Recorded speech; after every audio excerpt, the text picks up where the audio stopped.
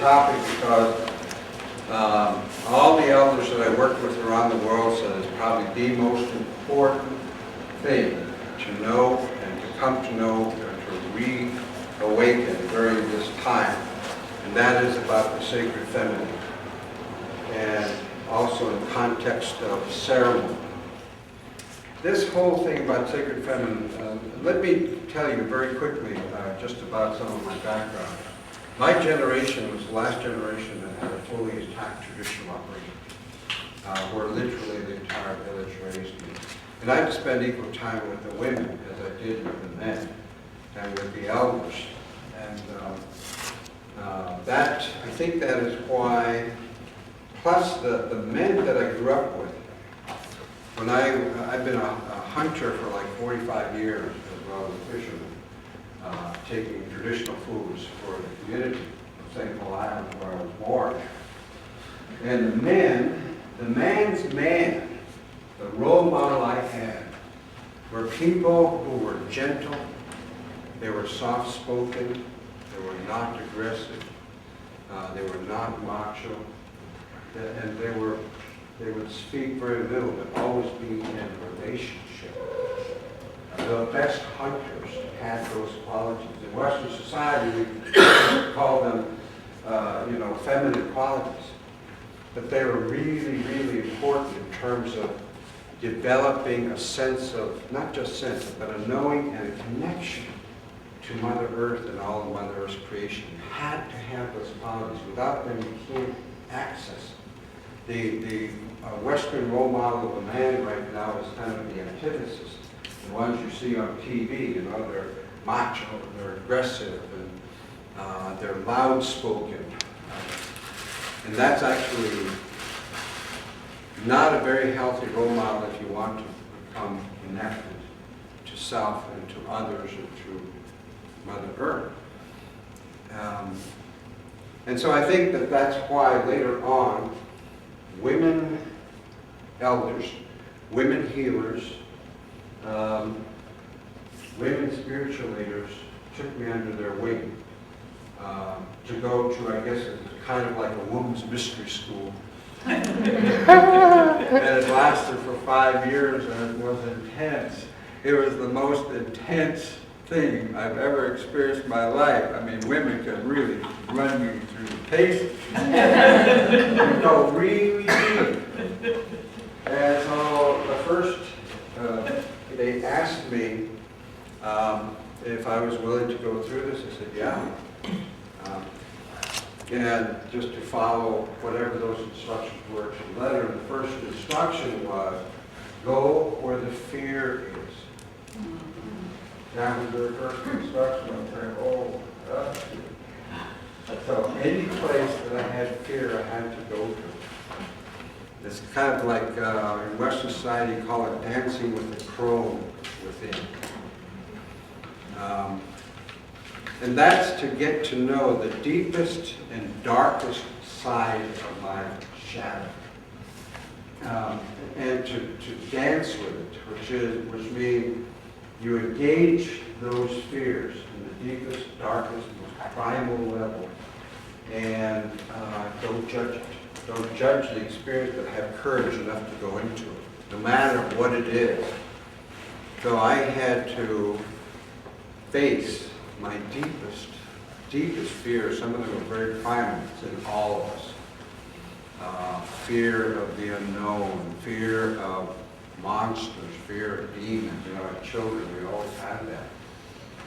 According to our story, somewhere between 4,000 to 5,000 years ago, the pendulum that swaying back and forth between masculine imbalance and feminine imbalance went into the masculine imbalance side.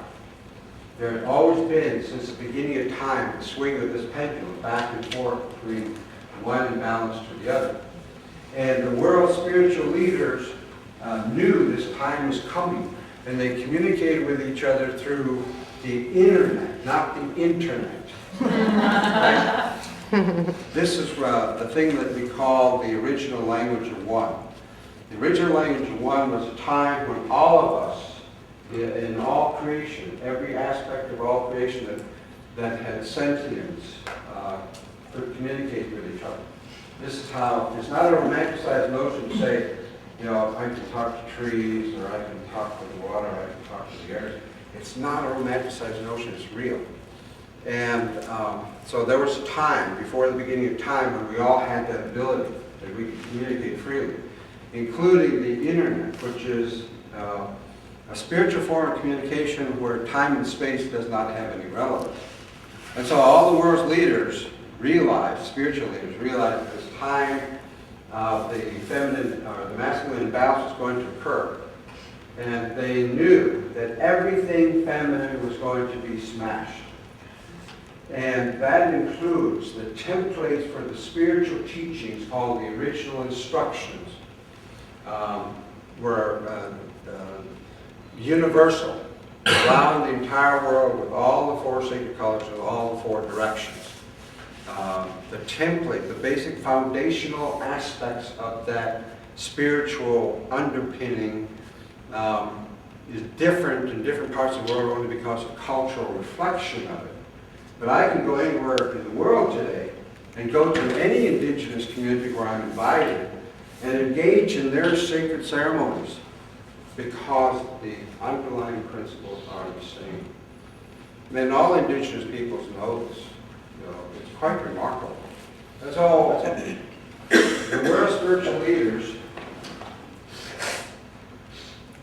knew that high priestess cultures were going to be smashed, that medicine women, you know, were going to be smashed. You know, the Crusades, for all the healers, the women healers, 20 million of them killed, millions more severely violated and traumatized. That's all a reflection of this time.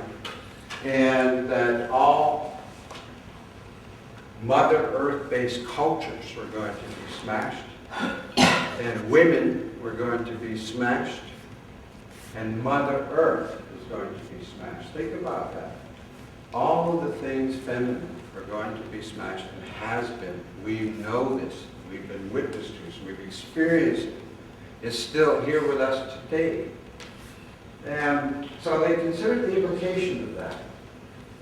And they decided that they had to hide the sacred teachings because its foundation came from the womb at the center of the universe. That's where it came from, a womb. And so they knew that all the sacred teachings around the world were threatened. So they decided to hide it. And they decided to hide it in an ingenious way. And that ingenuity was, this, through the communication of the internet, this part of the world will forget this part of the sacred teaching. This part will forget that aspect of the sacred teaching. That part will. But no part will all forget the same sacred teaching. Every part will forget some different one. And the spiritual leaders will not practice or talk about these teachings for 2 generations. So that in 2 generations, the knowledge of that piece of the sacred teaching will be completely gone from that part of the world. Completely. Knowing, now here's the ingenious part, knowing that the only time the sacred secret teaching, the hoop of it, can be made whole again is when people open up their hearts and begin to share their way with the other. There is a collective consciousness in women that both men and women need to understand, and that is the horrific violence that the masculine energy put on the feminine energy for thousands of years. And in the collective consciousness is a rage that is huge and bottomless. And one of the first tasks for women to do would be to become consciously aware and to access it and to transform that energy. And not to do it alone. You have to do it in women's gatherings. Because this rage is like the bottom of the iceberg. no matter what you do, is going to follow you. You've got to become consciously aware of this rage and collectively, together, find the way to transform the energy, not destroy the energy, not heal the energy, transform it. We are the ultimate transformers, and the ultimate physical aspect of the transformer is the heart. Duality, polarity, right, wrong, good, bad, up, down, light, dark, all these kinds of things that we live in as a physical universe law. The spiritual alchemy is to bring them together so that they're actually unified, and they complement each other through a dance that goes back and forth. And we've demonized the darkness, that somehow darkness is evil, and that evil exists even. I mean, yes, you can see in the world that tremendous evil is being done, but does evil really exist? It's a deeper question. Because if you dichotomize the positive and negative force, the light and the dark force, then that's going to become the reality that we sustain in this world when we all want unification, we all want oneness, we all want to go back to the heart. So when you think about what men have done, bring this out to the women. If you use judgment, if you don't forgive, if you don't forgive yourself first and then forgive others, forgive the men, you don't have compassion, then you only perpetuate the violence against everything feminine. You perpetuate the violence against everything feminine. And we're not consciously aware of that. I need to, as a woman, proactively forgive myself, have compassion for myself, forgive the men, have compassion for the men. Whatever it takes to get there. Because as long as you hold that within yourself, you are complicit. You women are complicit. You are adding to and fueling your own destruction of your own sacredness. You know, it is said that when spirit and intention are in alignment, followed by a vision, the rest is taken care of. And that's the trust part. That's the faith part.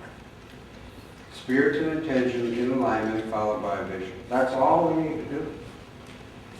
In activating a new force back into the world, in activating a new consciousness in the world, in activating new solutions that are outside of this separated consciousness.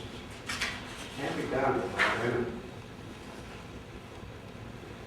And then on the masculine side, our job, the new spiritual warrior, is to protect the space of women so that they can do their work. That's our job.